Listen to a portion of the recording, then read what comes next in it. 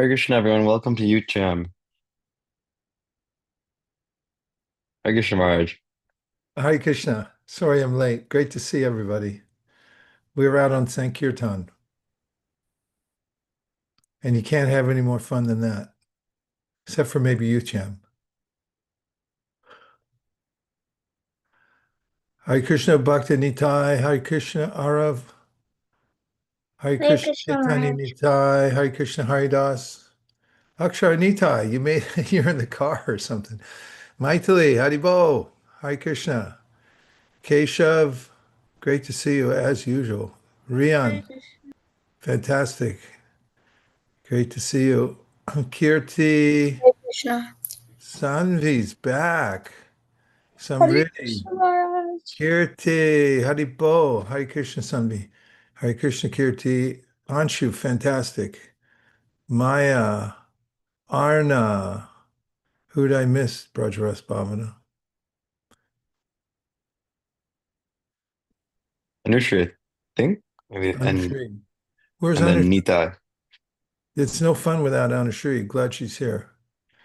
Hare Krishna.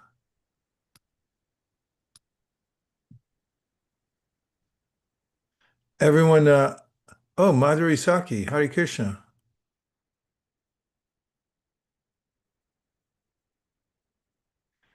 Okay.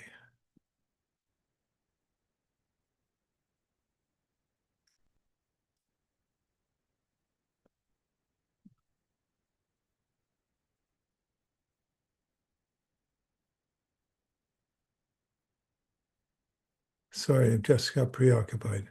I sent you something, Brajaras Bhavana, just in case. I was working it out on the way back. So there it is.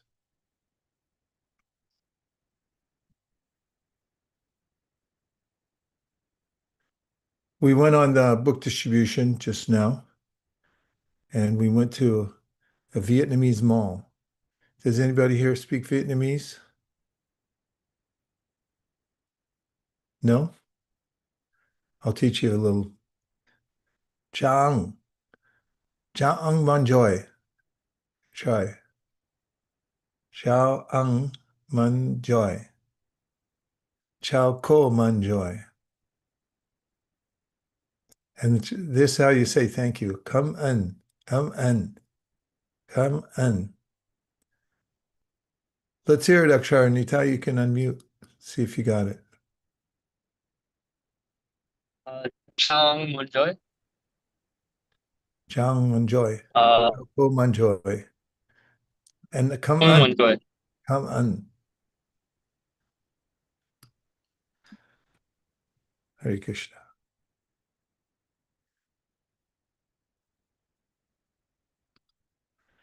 Okay, Brajaras Bhavana, over to you. I hope everyone's having a good holiday weekend. Bhakti all good over there in Atlanta? Yes, Maharaj. Okay, good. Hare Krishna, everyone. Welcome to Youth Jam on July 4th weekend. We really appreciate you coming over here and spending time with this wonderful group. We're going to get started with our prayer as usual. So feel free to send in a nomination in the chat, and then you can second someone else's nomination. In the meantime, feel free to follow our socials. We're on Facebook, we're on Instagram. And then also, please do sign up on our website to join the mailing list and share it with your friends. I'll be sending all those links in the chat shortly. And then today we're going to be doing our chat as usual. We have some Srila Prabhupada Lilamrita reading, and we also have a special series getting started today by Sheshika Prabhu, and he'll be introducing that at some point in the call. So it's very exciting. And so we've got some nominations in the chat. Let's see. We've got Haridas nominated and seconded by Chaitanya Nitai Nam, Arav, and Maithili. Haridas, it's all you. Let me send the prayer format for you as well.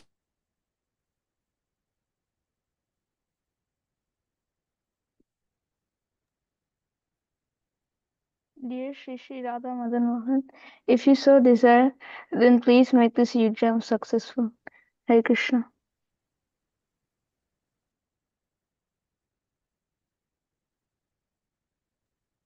Thank you so much, Haridas. That was a wonderful prayer. And I'll hand it over to you, Maraj, to lead the rest of the program. Wow, that's a big responsibility. Okay. Hare Krishna. Well, last week we did our shlokas first because you get cash back for that one. So let's do our chapter.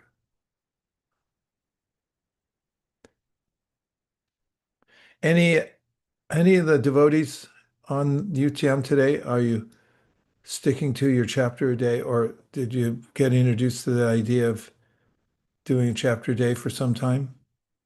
Anshu, what's it like for you?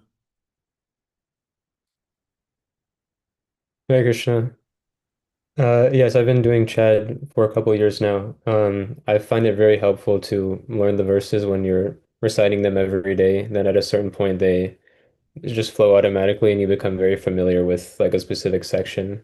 And that can be very useful when those verses are brought up in other contexts. So how did you get motivated for it? Is it something you look forward to every day? Do you have to put the book out? How do you organize? You're very busy. You got a lot of things going on. How do you get it done? Chad is usually the very last thing I do before I sleep. And at a certain point, like the chapter is just in my head, so I don't really need to get a book for it.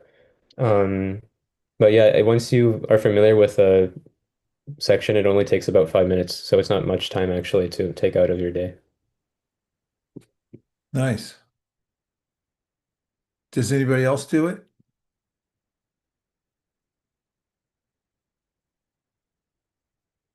Keshav, you do it.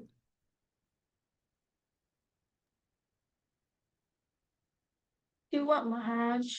Chant a chapter of Gita a day. Yeah, sometimes I do with my parents, and sometimes I don't do it. They do it every day? Yeah. Nice. Anyway, it's something Prabhupada recommended, chanting chapters, like a chapter a day. And I like what you said, Anshu. It helps you. After a while, you just remember the chapter, and it's there for you always. Well, are we still in chapter 9? Okay, let's do it. Let's start with the English translations. I volunteered to do the first 5. Om Jnana Jnananjana Shalakaya Chakshuranmilitam Yena Tasmai Shri Gurave Namaha. The Supreme Personality of Godhead said, My dear Arjuna, because you are never envious of me, I shall impart to you this most confidential knowledge and realization, knowing which you shall be relieved of the miseries of material existence. This knowledge is the king of education, the most secret of all secrets. It is the purest knowledge, and because it gives direct perception of the self by realization, it is the perfection of religion. It is everlasting, and it is joyfully performed. Those who are not faithful in this devotional service cannot attain me, O conqueror of enemies. Therefore, they return to the path of birth and death in this material world. By me, in my unmanifested form, this entire universe is pervaded. All beings are in me, but I am not in them. And yet everything that is created does not rest in me. Behold my mystic opulence. Although I am the maintainer of all living entities, and although I am everywhere, I am not a part of this cosmic manifestation, for myself is the very source of creation. Understand that as the mighty wind blowing everywhere rests always in the sky, all created beings rest in me. O son of Kunti, at the end of the millennium, all material manifestations enter into my nature. And at the beginning of another millennium, by my potency, I create them again. The whole cosmic order is under me. Under my will, it is automatically manifested again and again. And under my will, it is annihilated at the end. O Dhananjaya, all this work cannot bind me. I am ever detached from all these material activities, seated as though neutral. This material nature, which is one of my energies, is working under my direction, O son of Kunti, producing all moving and non-moving beings under its rule. This manifestation is created and annihilated again and again. Fools deride me when I descend in the human form. They do not know my transcendental nature as the supreme Lord of all that be. Those who are thus bewildered are attracted by demonic and atheistic views. In that deluded condition, their hopes for liberation, their fruitive activities, and their culture of knowledge are all defeated. O son of Pritha, those who are not deluded, the great souls, are under the protection of the divine nature. They are fully engaged in devotional service because they know me as the Supreme Personality of Godhead, original and inexhaustible. Always chanting my glories, endeavoring with great perfection, bowing down before me, these great souls perpetually worship me with devotion. Others who engage in sacrifice by the cultivation of knowledge worship the Supreme Lord as the one without a second, as diverse and many and in the universal form. But it is I who am the ritual, I the sacrifice, the offering to the ancestors, the healing herb, the transcendental chant. I am the butter and the fire and the offering. I am the father of I am the father of this universe, the mother, the support, and the grandsire. I am the object of knowledge, the purifier and syllable Om. I am also the Arji, the Sama, and the Yajur Vedas. I am the goal, the sustainer, the master, the witness, the abode, the refuge, and the most dear friend. I am the creation and the annihilation, the basis of everything, the resting place, and the eternal seed. O Arjuna, I give heat, and I withhold and send forth the rain. I am immortality, and I am also death personified. Both spirit and in matter are in me. Those who study the Vedas and drink the Soma juice, seeking the heavenly planets, worship me indirectly. Purified of sinful reactions, they take birth on the pious heavenly planet of Indra, where they enjoy godly delights.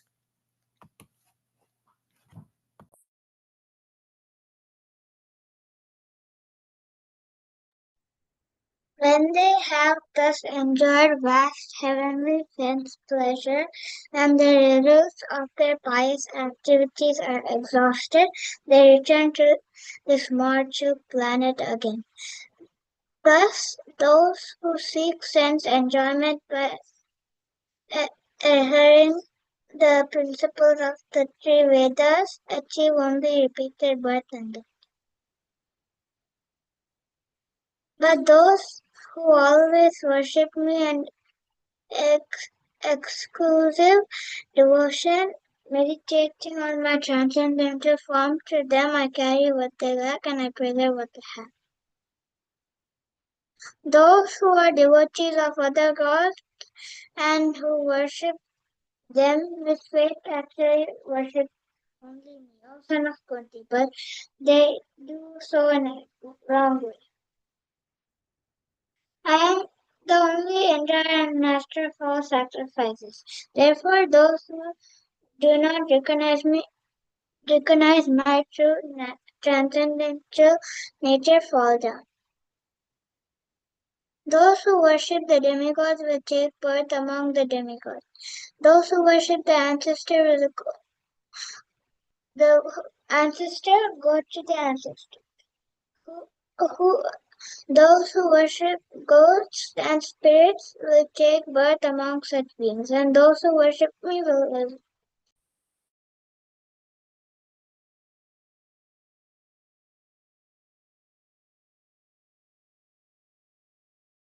If one offers me with love and devotion a leaf, flower, of fruit or water, I will accept it. Whatever you do, whatever you eat, whatever you offer or give away, and whatever austerities you perform, do that, O son of Kunti, as an offering to me. In this way, you will be freed from bondage to work and its auspicious and inauspicious result. With your mind fixed on me in this principle of renunciation, you will be liberated and come to me. I envy no one, nor am I partial to anyone. I am equal to all. But whoever renders service unto me in devotion is a friend, is in me, and I am also a friend to him. Even if one commits the most abominable action, if he is engaged in devotional service, he is to be considered saintly. He is engaged in devotional service, he is to be considered saintly because he is properly situated in his determination. He quickly becomes righteous and attains lasting peace. O son of Kunti, declare boldly that my devotee never perishes. O son of Pritha, those who take shelter in me, though they be of lower birth, women, Vaishyas, merchants, and Shudras workers, can attain the supreme destination. How much more this is so of the righteous Brahmanas, the devotees and the saintly kings. Therefore, having come to this temporary miserable world, engage in loving service unto me. Engage your mind always in thinking of me, become my devotee, offer your obeisances to me, and worship me. Being completely absorbed in me, surely you will have come to me. Okay, now let's do the Sanskrit together. Everyone behind muted mics. I'll start chanting the first five. Everyone who would like to chant Sanskrit can put their hands up.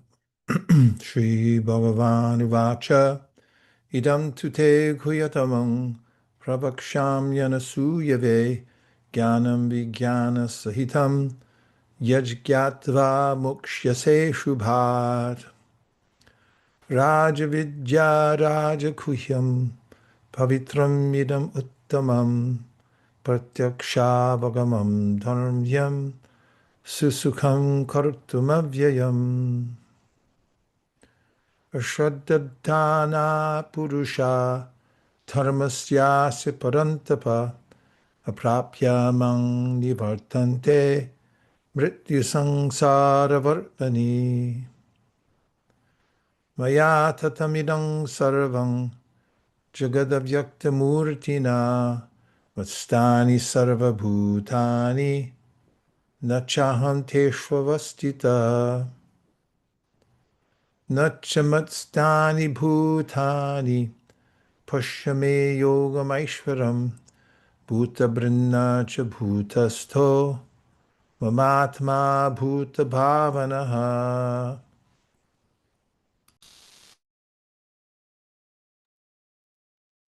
Yathakasha stito nityam vayu sarvatra go mahan tata sarvani bhutani matstaniti upadaraya sarvabhutani kaunteya prakritim yanti mamikam kalpakshaye punastani kalpadau vishrajamyaham prakritim swam avashtabhya vishrajami punah punah भूतग्रामम् इमं कृत्स्नम् अवशं प्रकृतेर्वशात् न च मां तानि कर्माणि निबध्नन्ति धनञ्जय उदासीनवदासीनम् असक्तं तेषु कर्मसु मयाध्यक्षेण प्रकृतिः सूयते सचराचरम् हेतुनानेन कौन्तेय जगद्विप्रवर्तते अवजानन्ति मामूढा मानुषीं तनुमाश्रितं परं भावमजानन्तो मम भूतमहेश्वरम्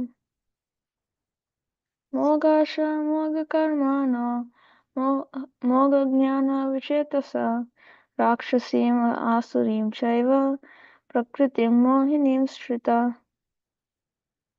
महात्मानस्तु मां पार्थ दैवीं प्रकृतिमाश्रिता भजन्त्यनन्यमनसो ज्ञात्वा भूतादिमव्ययम् सततं कीर्तयन्तो मां यतन्तश्च दृढव्रता नम नमस्यन्तश्च मां भक्त्या नित्ययुक्तोपासते ज्ञानयज्ञेन चाप्यन्ये यजन्तो मामुपासते एकत्वेन पृथक्त्वेन बहुधा विश्वतोमुखम्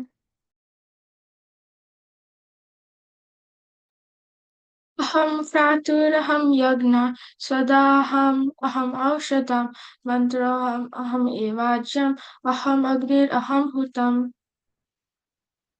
पिताहमस्य जगतो माता दाता पितामहा वेद्यं पवित्रम् ओङ्कार ऋक्सामयजुरेव च गतिर्भर्ता प्रभु साक्षी निवासा सदनं सुहृत् प्रभवा प्रलयस्थानं निदानं बीजमव्ययम् तपामि अहमहं वर्षं निगृह्णामि उत्सृजामि च अमृतं चैव मृत्युश्च सदसश्चाहमर्जुन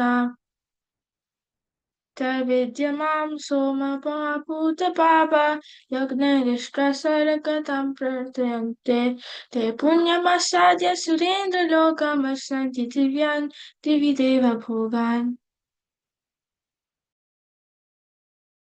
ते तं भुक्त्वा स्वर्गलोकं विशालं क्षीणे पुण्ये मर्त्यलोकं विशन्ति एवं त्वयि धर्ममनुप्रपन्ना गतागतं कामकामा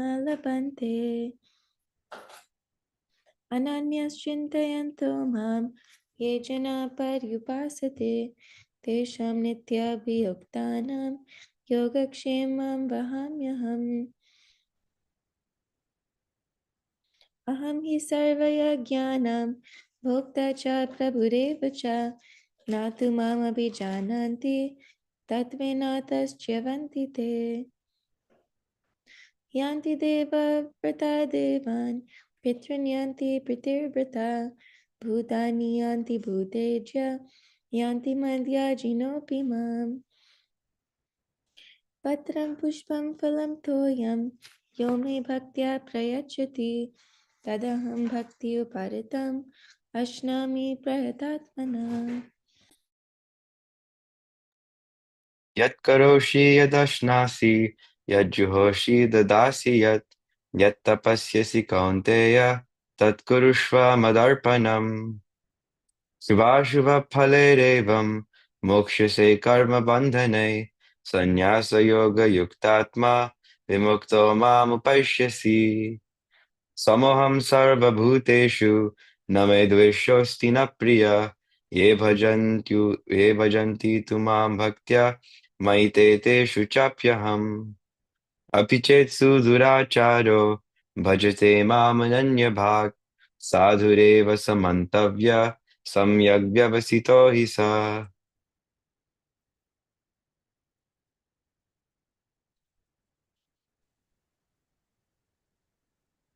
क्षिप्रं भवति धर्मात्मा शश्वच्छान्तिं निघर्षति कौन्तेय प्रतिजानीहि न मे भक्त प्रणश्यति मां हि पार्थ व्यपाश्रित्य येऽपि स्युः पापयोनिः पापयोनय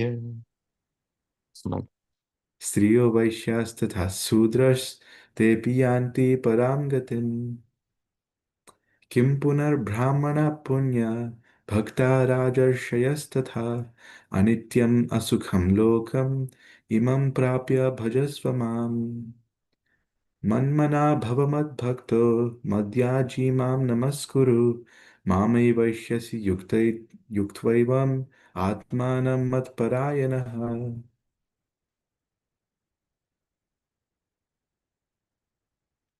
Om Tat Sat. Srimad Bhagavad Gita Upanishadsu Brahma Vidyayam Yoga Shastre Shri Krishna Arjuna Sambhade Raja Vijay Raja Guya Yoga Nama Navamodhyayaha Hari Om. Okay, that's one of those daily cashback activities. Great return on your investment. Chant one chapter of Bhagavad Gita a day. You can also join Chad and be a card-carrying member. We have a Chad credit card that you can use anywhere in the world that will issue you if you join Chad. Okay. And now let's pick one verse. I was really interested in a verse because I chanted my Chad last night and I thought I'm going to go back to that verse tomorrow. And now here it is tomorrow. I like that one near the beginning where Krishna says he's always detached.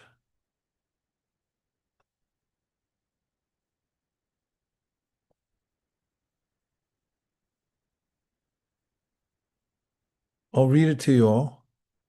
And then if you have any thoughts, comments, relevant verses or concepts that you think go along with it, then you can raise your hand. Okay?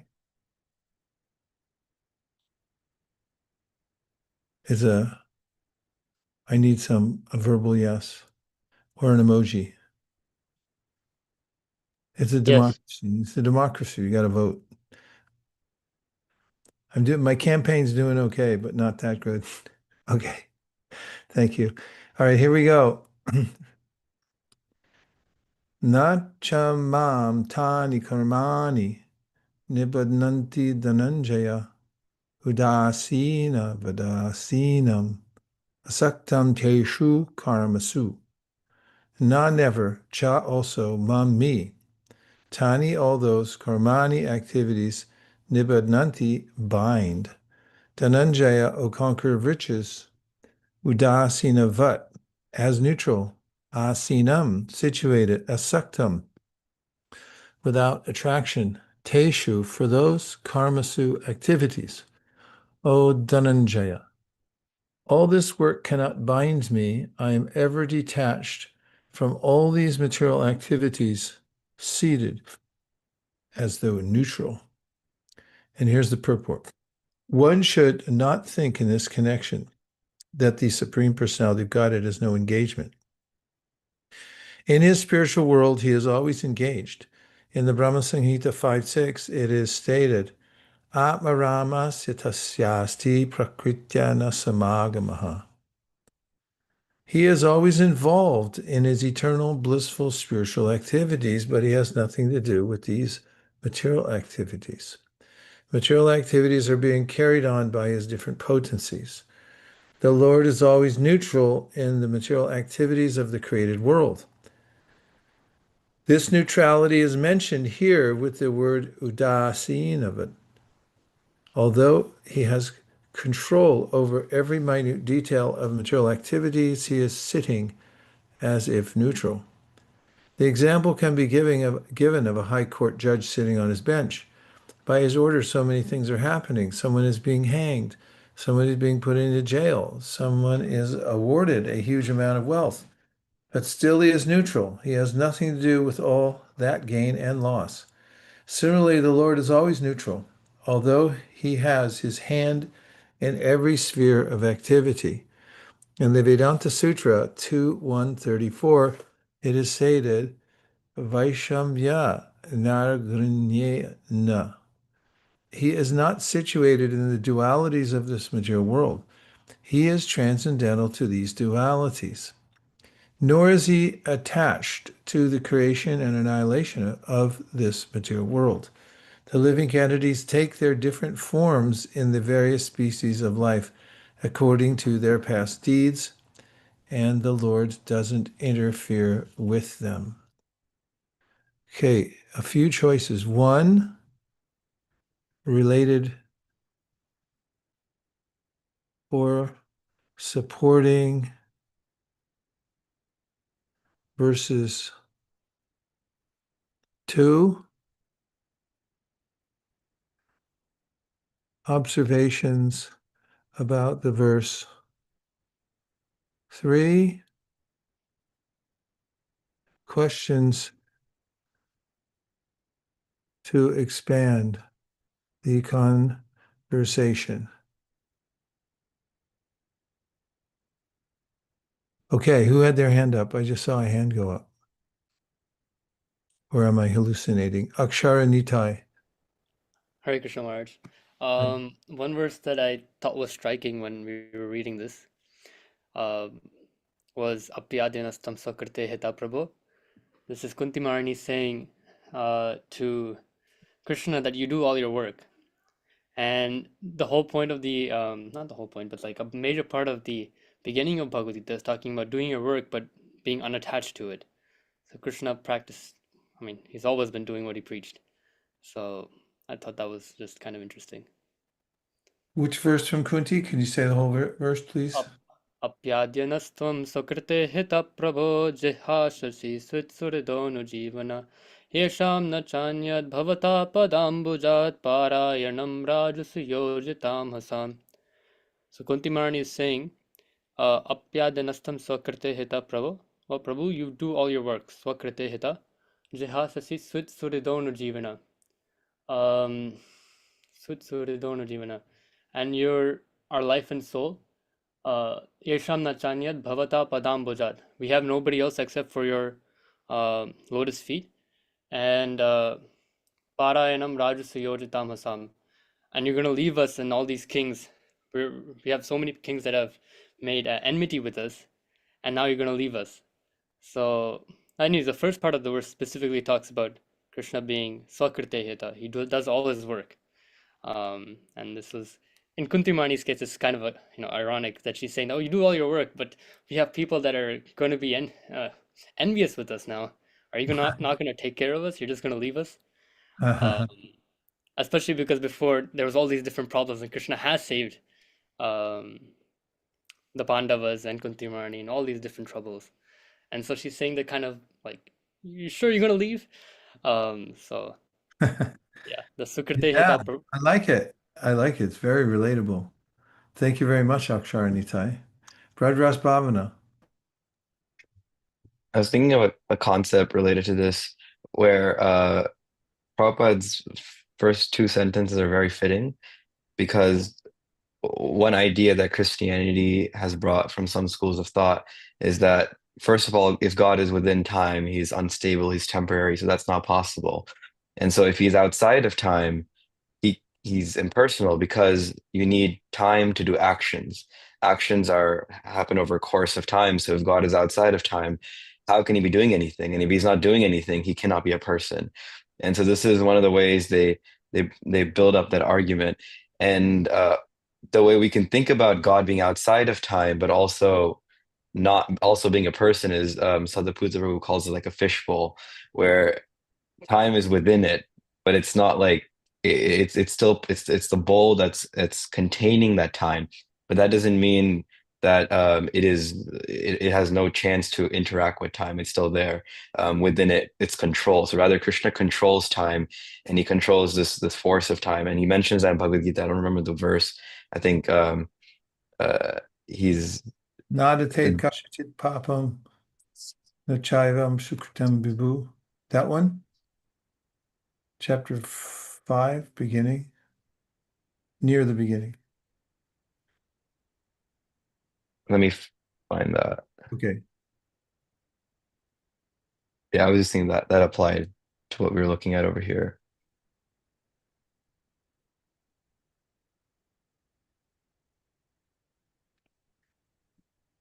That's it. Go for it.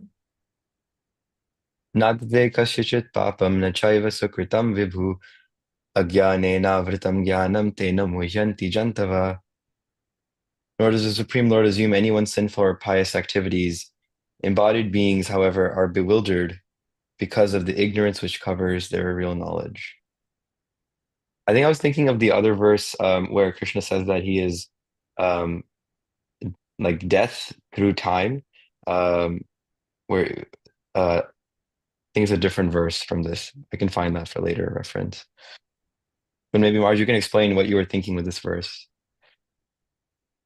Well, there's a way that Krishna's juxtaposition. So although he creates the world at the same time, he's not involved with it. It's a facility for those who want to explore. So he creates it, but he doesn't enforce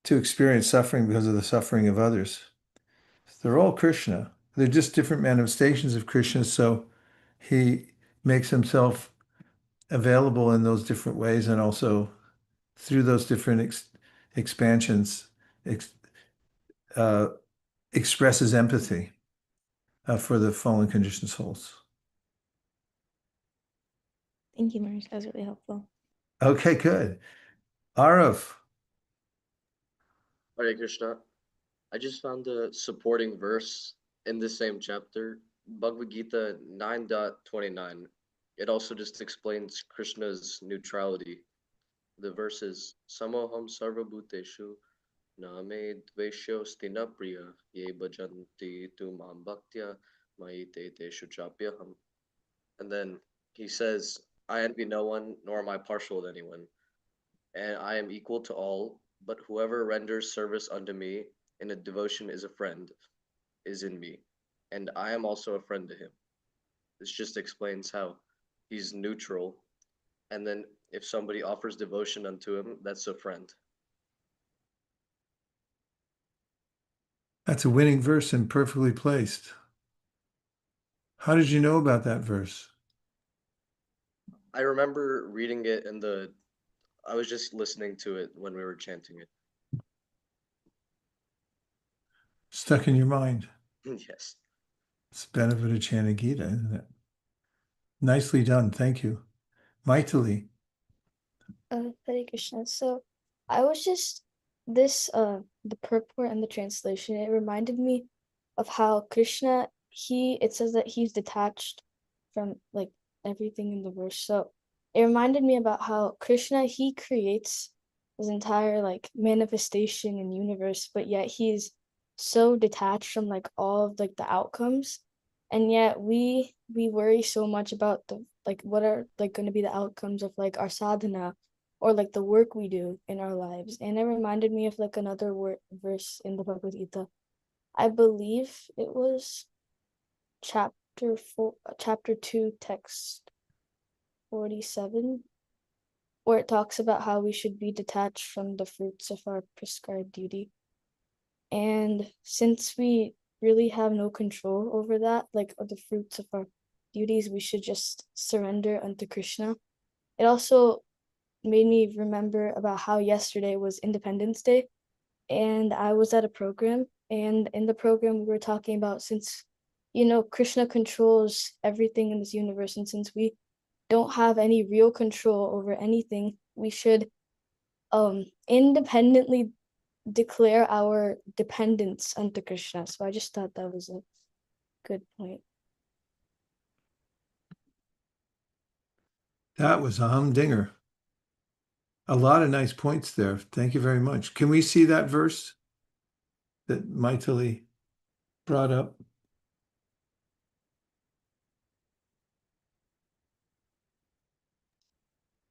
I didn't catch the verse that she was mentioning. 247. You have a right to perform your prescribed duties.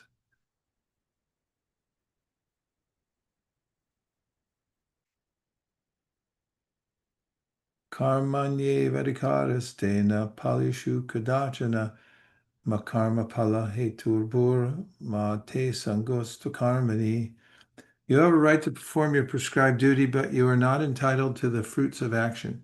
Never consider yourself the cause of the results of your activities and never be attached to not doing your duty. There are three considerations here: prescribed duties, capricious work, and inaction. Somebody put the definition of capricious in the chat, please. Etymology included. Prescribed duties are activities enjoined in terms of one's acquired modes of material nature. Capricious work means actions without the sanction of authority, and inaction means not performing one's prescribed duties. The Lord advised that Arjuna not be inactive, but that he perform his prescribed duty without being attached to the result.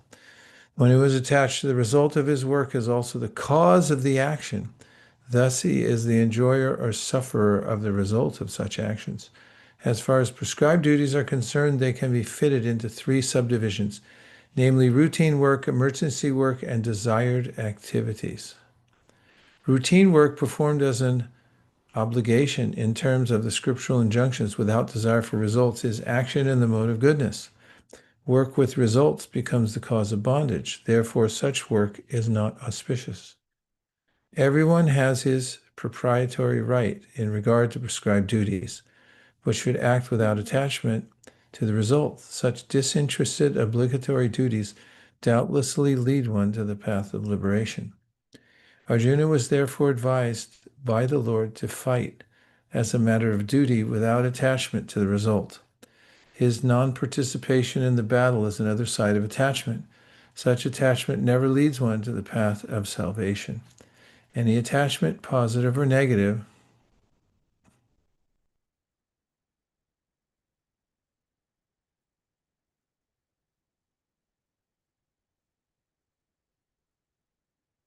I got lost.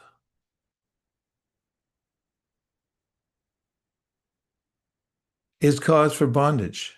Inaction is sinful, therefore fighting as a matter of duty was the only auspicious path of salvation for Arjuna. That's what you wanted, right, Maitali?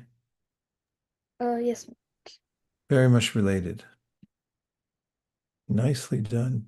Capricious, Madhuri Saki, can you give an explanation of capricious? The definition from the etymological dictionary. Yeah, and then expound upon it and how it relates to that purport we just heard.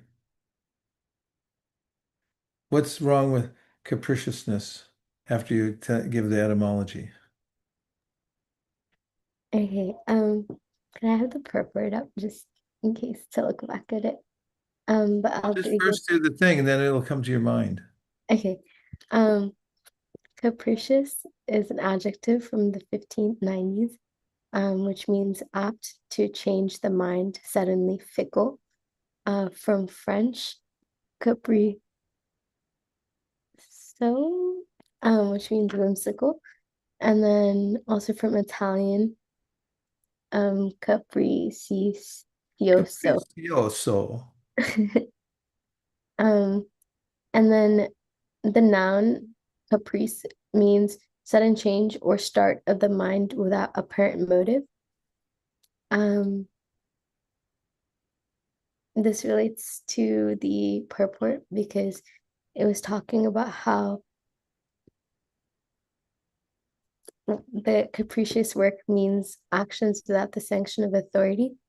So it relates to the point of doing your duty as well, later mentioned, and that's the first paragraph that Arjuna advised Arjuna not to be inactive, and he just went about doing his duty.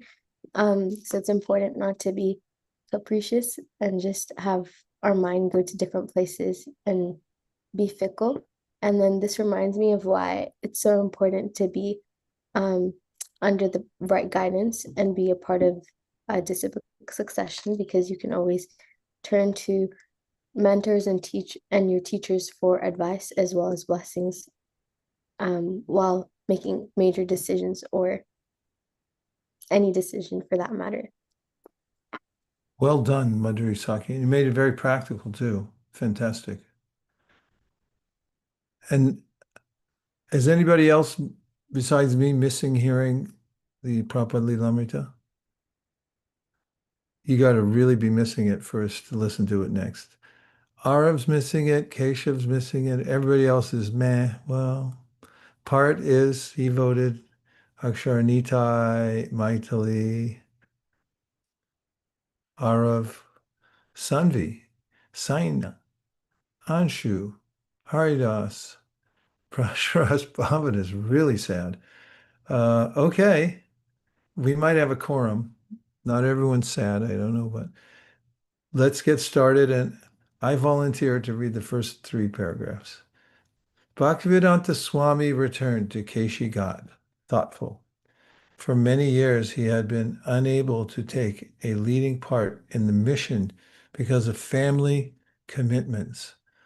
In 1935 in Bombay, his godbrothers had even asked him to be president of the Mat there.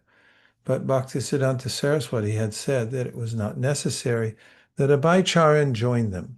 He would come in his own way.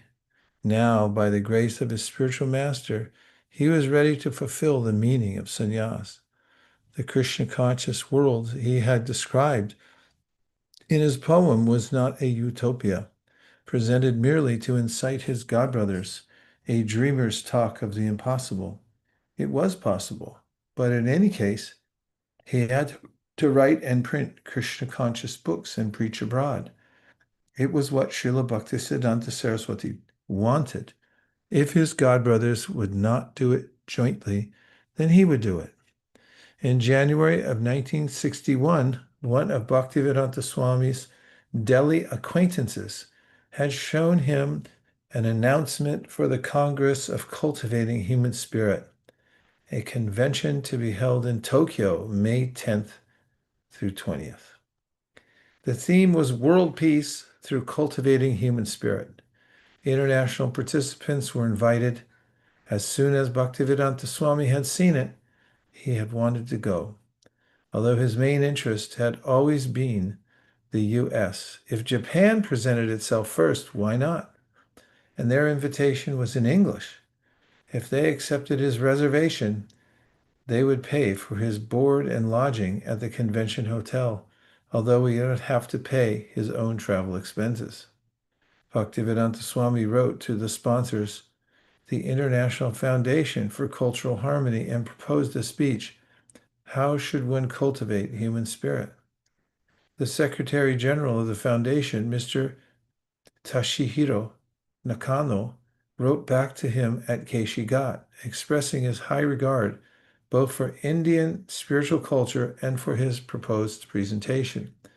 Mr. Nakano also enclosed an official certificate, as he had requested, stating that Bhaktivedanta Swami was a bona fide visitor to their convention whose expenses in Japan would be paid. They requested, to whom it may concern, that his passport and visa be granted in time for his May 10th arrival in June.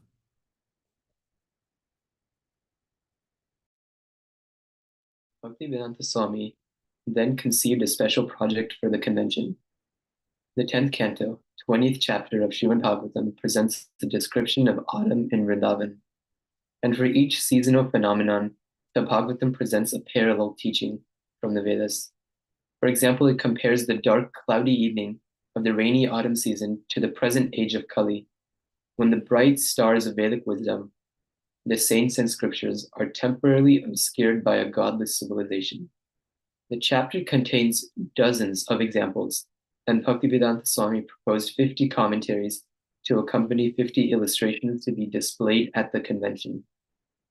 He began preparing the commentaries, which he entitled The Light of Bhagavad. He wrote directions from which an artist could design a painting to go with each lesson from the picture, 50 pictures and commentaries. Bhaktivedanta Swami felt it would make an impressive display for visitors at the convention. The convention organizers liked the idea. As for your proposal to get pictures drawing by artists according to your suggestion, the institution department of the Congress will immediately take people disposal for it under the full consideration of about some specimen idea of picture, which will be given to us by you. So I should like to get them as soon as possible. Bhaktivedanta Swami worked quickly to produce 20,000 word manuscript, 50 lessons for 50 illustrations. The pictures were to depict the forests, fields, and skies of Vrindavan during the rainy season. And the lessons were sometimes criticisms of godless governments, materialists, and false religionists, sometimes assertions of moral principles and God consciousness, and sometimes depictions of Lord Krishna and his eternal associates in Vrindavan.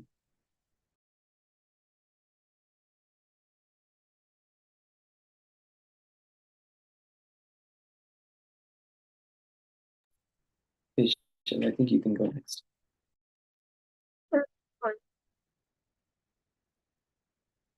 From where?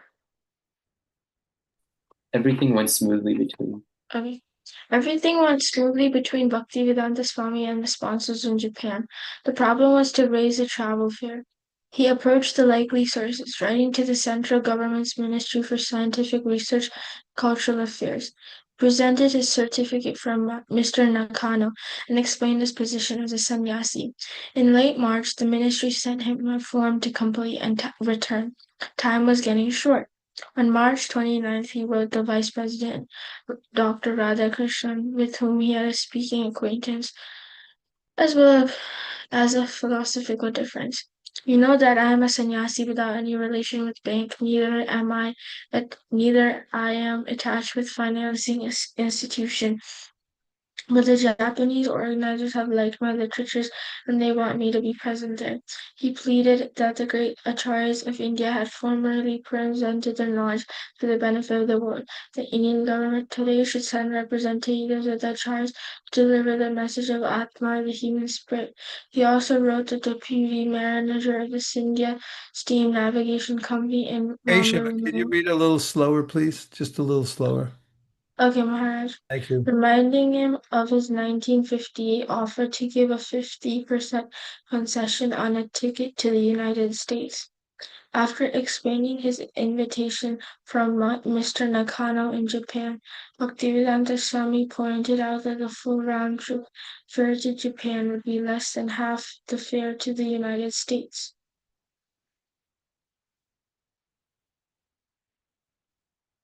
Trying all possibilities at once, and with less than a month and a half before the convention, he wrote to another potential donor, Mr.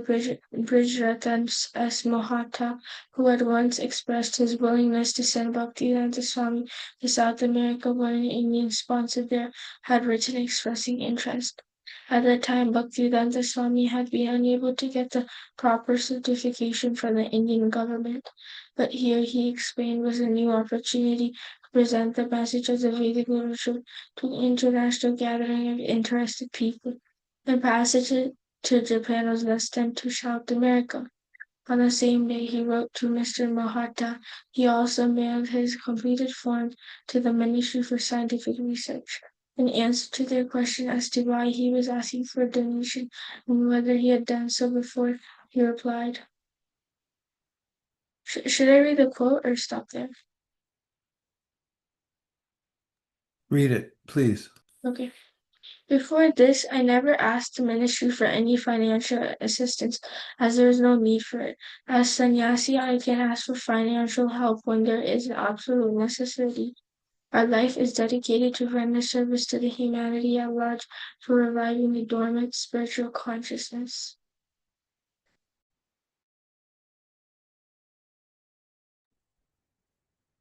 Do I go? Meanwhile, his other arrangements proceeded with full cooperation from Japan.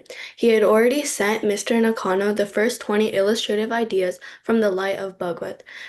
Japan is famous for artistic work, he wrote, and India is famous for spiritual culture. We should now combine. He suggested they also print the text and pictures as a book. Mr. Nakano assured Bhaktivedanta Swami that they would be eager to meet him at the Haneda airport. They would be readily recognizable since they would be holding a flag, and if he liked, he could stay in Japan for an entire month and hold local meetings after the scheduled convention. Mr. Nakano also asked a favor of Bhaktivedanta Swami. To solidify relations with the mayors of 3 Japanese cities, he asked that Bhaktivedanta Swami send letters to the mayors requesting their full support of the Human Spirit Congress. Bhaktivedanta Swami immediately complied. By now, it was April, and no one had come. Finally, after a personal interview in which he received a definite no from Mr. Radhakrishnan, Bhaktivedanta Swami turned to Mr. Nakano in disappointment. On April 18, he wrote, should I finish the writing too? Go ahead. New rule. Oh, there's a lot of it. Let the Yeah. next person, because it's huge. Thank you, Arna. Nice reading.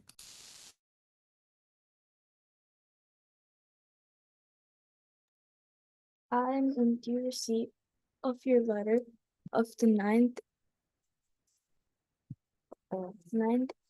instant, and I am grateful to you for all that you have said for me.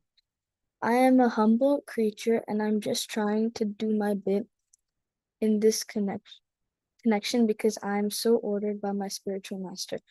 Shri Bhakti Siddhanta Saraswati Goswami Maharaj. While I am feeling too much ecstasy for the reception arrangement you are doing for me, I beg to inform you that my passage expense, which is near about 3,500 rupees, is not yet settled. I submit one application to the government of India from help and copy of my application is also sent herewith. I also wrote a private letter to Dr. Radha Krishnan in this connection, and the reply which I have received is also enclosed herewith. All these are not very encouraging for me. Therefore, I saw the vice president today personally, but he said that the same thing he has written in his letter. Although the matter is not yet hopeless, uh, altogether, I am disturbed in my mind, thinking, what shall I do in case the government denies to help? And I am therefore seeking your good advice in this connection. Dr. S. Radhakrishnan said to me that you had also invited him to attend your congress, and he thinks that the passage expense might have been paid by you. The hope and expectation of the Congress is undoubtedly great, very great, and I wish that I may fully utilize this opportunity for general welfare of the entire human society. I have fully explained my views authoritatively in my statements already sent to you for publications, and this idea is expressed in the letters of the mayor, the copy of which is enclosed. As a sannyasi, I have no personal pleasure for expenditure under the circumstance. If the government denies to help for the passage, then I will have to ask for the same from you. Otherwise, I'm going to the Congress. My going to the Congress will end in dream only. I have very little faith with the dealings of the politicians, and especially of Indian politicians. From the conversation of Dr. S. Radhakrishnan, it appears to me that the government does not approve of such congress as are organized by private persons, and as such they do not participate in such congress. I shall wait for the final decision for 1 week more, when the matter will be clear, yes or no.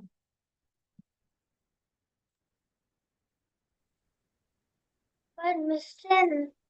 Naknu could not help, and Bhakti Vedanta Swami's effort ended in a dream only. In July 1962, Bhakti Vedanta Swami changed his Vrindavana residence from Vamshi Gopalaji Temple to Radha Damodar Temple. Did we hear what Mr. Nakano said? Did we read that part? As you have developed some deep love for me, I dare to ask you, did we cover that? I'm just making sure. Okay, read from replies from the prospective donors in India were all negative. And then after that, read, it says yeah, right from there. Please read that. Replies from prospective donors in India were all negative. On April 20, he cabled Mr. Nakano. As you have developed a deep love for me, I dare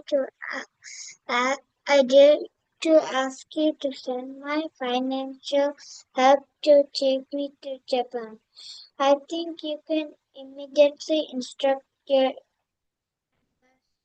embassy in Delhi took the needful and dispatched me to Japan on your behalf.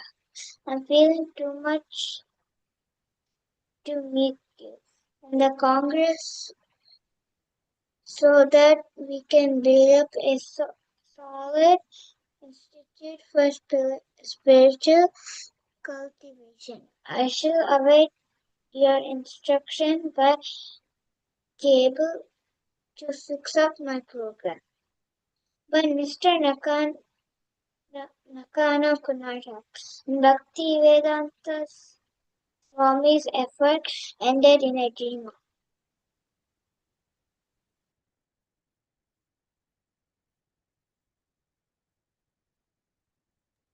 Should I read the next one? No, go ahead. Sanvi, it's you, right? Or it was Navya? No, I think it's me, man. Okay, go ahead. In July 1962, Bhaktivedanta Swami changed his Vrindavan residence from Vamsi Gopalji Temple to Radha Damodar Temple. For 3 years, he had been paying the rent of 5 rupees per month for his Radha Damodar rooms and paying for the extensive repair. Now the main room had electric lighting and a fan, and the walls had been plastered and painted. The room was 7 feet by 15 feet, with smooth plaster walls and a floor of sandstone squares of uneven sizes, the same as the stone tiles cemented in front of the samadhi of Rupa Goswami. The room was furnished with a small, low desk, a kusha mat, and a wooden cot with a rope woven surface to lie on. The view was not the panorama he had enjoyed at Keshigat, and the neighborhood was not so secluded. But now, without even moving from his room, he could look into the temple and see a portion of the altar and the 4 foot high form of Vrindavan Chandra, the black marble Krishna deity Krishnadas Kaviraj had worshipped hundreds of years ago. The main room was connected to the kitchen by a 10-foot long veranda which faced the courtyard, and from his kitchen he could see the samadhi of Rupa Goswami. So the place was superior to his room at the Vamsi Gopalji temple, because now he was living in the temple of Jiva Goswami, where great souls like the Goswamis Rupa, Sanatan, Raghunath, and Jiva had all gathered and taken prasadam, chanted, and discussed Krishna and Lord Chaitanya. It was the best place to work on Srimad Bhagavatam.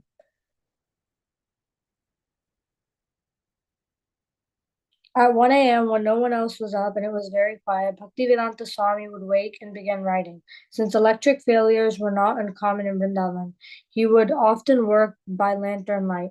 But in any case, a beam of light would shine out from his room onto the veranda, while inside the room he worked under its brightness. While he wrote in stillness, sometimes a toad as dry as the stone floor would hop out of hiding and across the floor, exciting through the cement latticework of the opposite wall. Sometimes a tiny mouse would run out from behind a window shutter and hide in another place. Otherwise, the room was complete sanctified stillness, and the inspiration of being in the presence of the 6 Goswamis was strong. Above the open courtyard, the sky would be full of clearly visible stars. As he worked, only the sounds would come from the town, perhaps of a dog barking in the distance. At 4 a.m., the temple pujari who slept under a shelter near the deity doors would awake, turn on an electric light, and, with a long pour, clear the bats from the rafters. At 5 a.m., after waking the deities, the pujari would open the door before the altar and begin Mangala Arti. He would offer a flame while a few resident devotees gathered and chanted, playing instruments. Usually someone would bang a gong while someone else rang a large bell.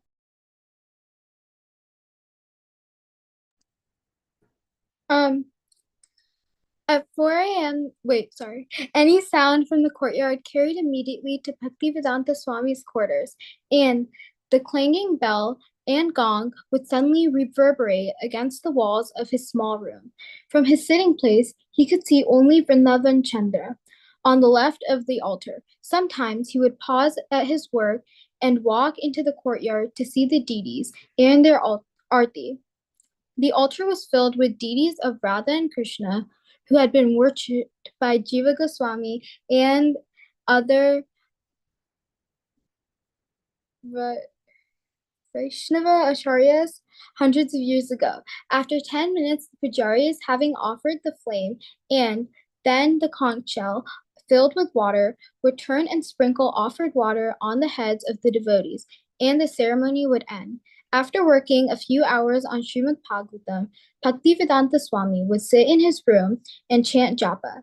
As the morning sky turned light blue, the stars would vanish, and remnants of Vrindavan would arrive to visit the deities, and the samtis of the Goswamis. Old women would enter the temple calling out Jai Radhe in broken voices. When Bhaktivedanta Swami opened the shutters, his room would fill with light.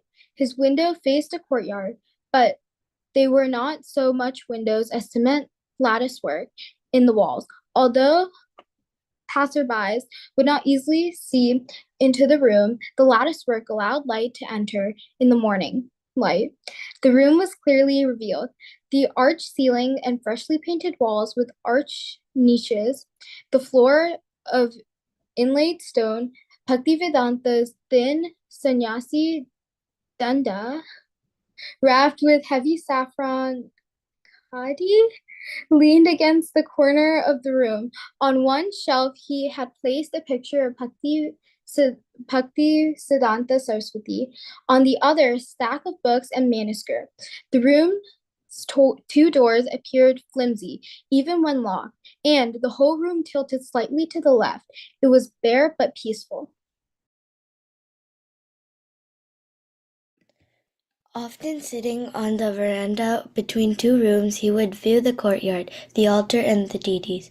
Radha Damodar, Vrindavan Chandra, and several other Radha Krishna deities awaited their visitors during the morning. The deities' doors remained open as a regular file of visitors turned to the temple and opened a bustling place of the pilgrimage. No one stayed very long, so had rigid schedules to visit many temples and hurried on. Poor people and also local businessmen, their wives in colorful saris, all devotees headed toward the altar, calling Jai Ho, Jai Radhe. After greeting the deities, they would disappear through the outdoor area of the temple compound and to visit the samadhis. Although in Vrindavan there were hundreds of small temple-like tombs honoring the past Vaishnava acharyas, Bhaktivedanta Swami regularly visited the chief samadhis. Those of Sri Jiva Goswami, Srila Bhakti Siddhanta Saraswati, and Srila Krishna Das Kaviraj Goswami. Within a separate area of the temple compound were the Bhajana Kutira and the Samadhi of Rupa Goswami. Bhaktivedanta Swami often chanting japa before Rupa Goswami Samadhi. The line of pilgrims from the temple would continue entering the outdoor area of the compound, offer dandavats to Rupa Goswami. Most pilgrims considered this the most important feature of their visit to the Damodar temple, and even if they offered the respect nowhere else, they would stop before the Samadhi of Rupa Goswami. They would stop with folded hands and bow, chanting Jai Radhe, or with their hands in their bead bags chant Hare Krishna mantra, circumambulating the Samadhi. Bhaktivedanta Swami would sit and chant out even after the early morning rush of visitors, or sometimes he would walk to the nearby temples of Radha Shamasundar or Radha Madan Mohan. He would always return by 11 to cook his meal. As he cooked and later as he sat to take his prasadam, he could see through the lattice work the Samadhi of Rupa Goswami. Feeling Rupa Goswami's presence, he would think of his own missions for his spiritual master.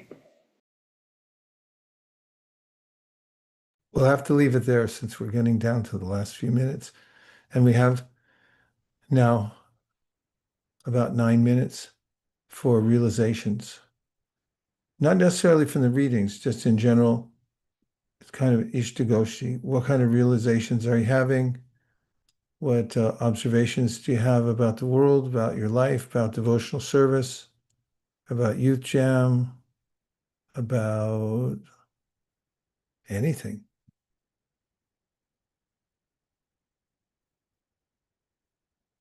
Sharing means caring. 5, 4, 3, 2, 1. Part. Hare Krishna Maharaj. I had a question, if that's okay. All right. So, when you were giving a class in New York a few weeks ago, about the verse 1328 Madhya, that says sometimes the car would stand still and not move, even though it was pulled very vigorously. And the chariot therefore moved by the will of the Lord, not by the strength of any ordinary person. Um, I was wondering, how can it be said that Krishna is bound by his devotees' love if Lord Jagannath, also being the most merciful, is able to stop the chariot, even those devotees are trying to pull it? Well, the devotees don't mind. It's not an act of aggression for sure, because when you're at Rath Yatra and the cart stops, everyone's mystified. In fact, it happens even now when you're at the Jagannath Rath Yatra. I mean, in any part of the world, but at Jagannath Puri, when the cart stops, everyone goes into ecstasy. So it's not like there's some kind of obstinacy being expressed. Lord Jagannath engaged in rasa with Radharani in the form of Chaitanya Mahaprabhu during his dancing. And so that's when it's stopping, starting. And the devotees who are pure devotees understand what's going on and they appreciate. Other people, they don't mind what Lord Jagannath does. They're not feeling put out or disappointed or anything like that. I can assure you, they go into even more ecstasy when he stops. He, he knows his clientele well. Thanks, Part, for that question. It's amazing you brought it up, that you've been thinking of it. Thank you. Okay, Brajaras Bhavana. It was really nice reading the story of Prabhupada writing The Light of Bhagavad. It's one of my favorite stories of Prabhupada, and it's really heart-wrenching that he wasn't able to make it, but it's amazing that we have access to those paintings and his writing as well right now. And I was thinking how it could be really interesting for us to read that in UTM maybe one day, because it's very thought-provoking, and somehow it's still relevant today because it just covers such basic topics that we encounter on a daily basis. But it's very powerful. Yeah, I felt the same way.